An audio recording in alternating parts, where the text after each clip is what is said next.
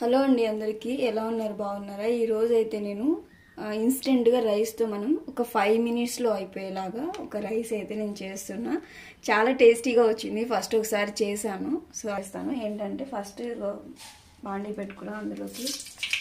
ఆవాలు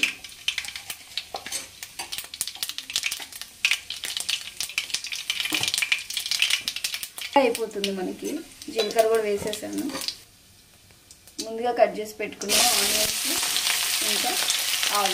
ఆలు మీకు ఇష్టం ఉంటే వేసుకోండి లేకపోతే లేదు ఆలు మన చాయిస్ అన్నమాట సో నేను ఇప్పుడే కరివేపాకు కూడా మా చుట్టూ కట్ చేసి పెట్టుకున్నాను అన్నమాట ఇవన్నీ మగ్గిన తర్వాత ఇంకా అంతకుముందే ఓన్లీ ఆనియన్స్తో వేసుకున్నా చాలా బాగుంటుంది ఆలు అనేది మన ఇష్టం వేసుకోవచ్చు లేదంటే లేదన్నమాట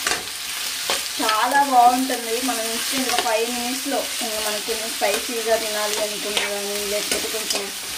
ఏమన్నా తినాలి అనిపించినప్పుడు కూడా ఇలా చేసుకోవచ్చు అనమాట ఓన్లీ కర్రీస్తో కాకుండా ఇలా కూడా చేసుకోవచ్చు మీరు కూడా ట్రై చేయండి ఒకసారి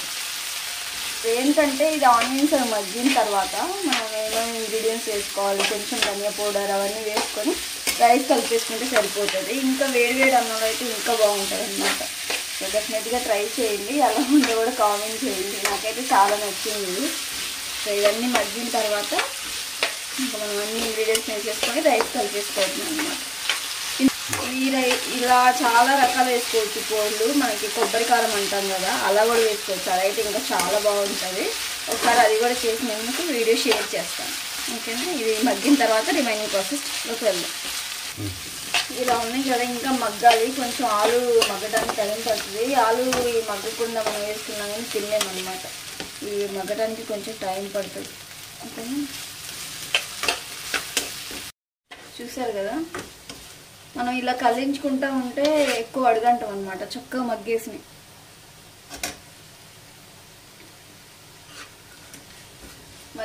కదా దీంట్లో ఎక్కువ ఏమి ఇంగ్రీడియంట్స్ అవసరం లేదు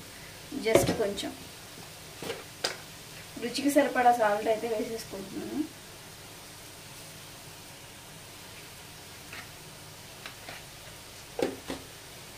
రిమైనింగ్ అన్ని కొంచెం కావాలి మరీ ఎక్కువ అవసరం లేదు కొంచెం మసాలా కారం ఉంటుంది కదా గుంటూరు కారం అది కొంచెం ఎక్కువ అవసరం లేదు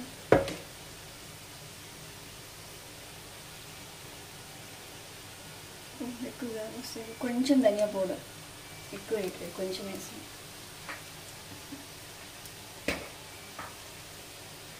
అదేంటి కొంచెం గరం మసాలా లైట్గా ఇవన్నీ వేసుకున్న తర్వాత మొత్తం ఇలా కలిపేసుకోండి జస్ట్ ఎక్కువసేపు కూడా అవసరం లేదు మనం అన్ని ఇంగ్రీడియంట్స్ ఉడికిన తర్వాతనే వేసుకోవాలి ఆలు అనేది మీకు ఆప్షనల్ ఆనియన్ వేసి చేశాను ఓన్లీ ఆనియన్ వేసి చేశాను అది కూడా సూపర్ ఉంది ఈసారి ఆలు వేసి కూడా చేస్తున్నాను ఈ టేస్ట్ కూడా బాగుంటుంది మనం ఎక్కువ మసాలాలు యాడ్ చేస్తాం జస్ట్ చిటికెడు యాడ్ చేసేసుకున్నామంటే సరిపోతుంది ఇంకా రైస్ ఇందులో వేసేస్తే జస్ట్ ఒక 2 మినిట్స్ ఇలా వదిలేస్తాను ఆలు కూడా మనకు చక్కగా ఉడికిపోయింది అనమాట మనం ఉప్పు కూడా ముందు వేయలేదు చూడండి తర్వాత వేసాం ఉప్పు చక్కగా ఉడికిపోయింది ఆలు కూడా ఒక 2 మినిట్స్ ఇలా ఉంచేసిన తర్వాత రైస్ వేసేస్తాను గ్యాస్ ఆఫ్ చేసేసి పక్క పెట్టేసుకున్నా ఇంకా నేను మార్నింగ్ రైస్ అయితే ఇందులో వేసేస్తున్నాను ఇంకా వేడి అన్నం వేసుకుంటే ఇంకా బాగుంటుంది మనం ఇలా కూడా వేసుకోవచ్చు అన్నమాట ఇంకెప్పుడన్నా మనం ఇలా మిగిలిన రైస్ ఉండలు లేకుండా కలిపేసుకుంటే చాలు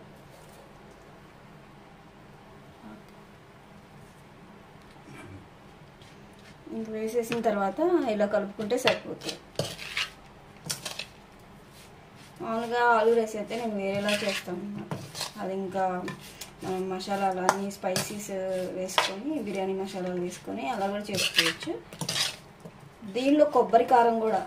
మనం కొబ్బరి కారం వేసుకుంటాం కదా అది కూడా వేసుకోవచ్చు ఇంక ఈ మసాలాలన్నీ కూడా ఏమి వేయకుండా చూసారు కదా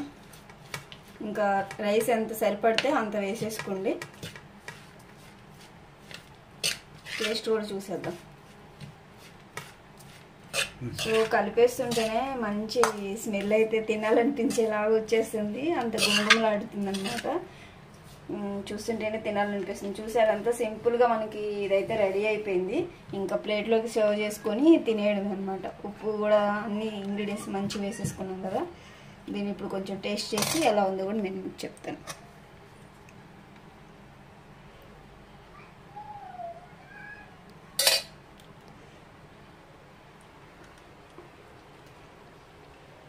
సూపర్ వచ్చింది.